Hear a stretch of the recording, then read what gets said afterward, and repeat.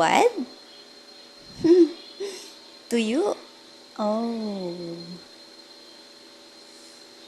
Finally, makakain na din ako ng tuyo. Tsaka merong munggo. Ayan.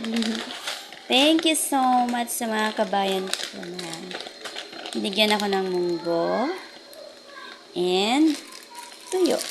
Ayan. Siyempre, binili ko yan. Binayaran ko yan sa kanila. 6 SAR. Miss na miss ko na talagang kumain ng tuyo, guys. So, ayan. Magluluto ko ngayon. And then, yung iba ititira ko kasi aalis kami bukas. Puntang Medina. Mga 8 days or 10 days kami doon. So, yan. So, lulutuin ko na siya na mabilisan habang wala pa sila. Kasi, aamoy to dito sa loob. So, see you guys. Lulutuin na natin. Yan. Nilagyan ko na siya guys ng mantika, use oil. So, ayan. 4 mo na yung lulutuin ko guys. Para meron pa akong tira. Kasi mahirap bumili ng tuyo.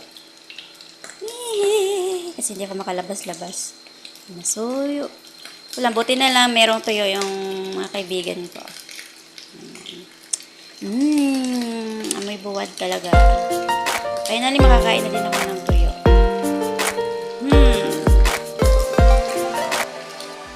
Ayan. Na-close ko yung door para hindi makapasok yung amoy doon sa loob. Pumasok yung mga bata. Sabi, ew daw. Stinky.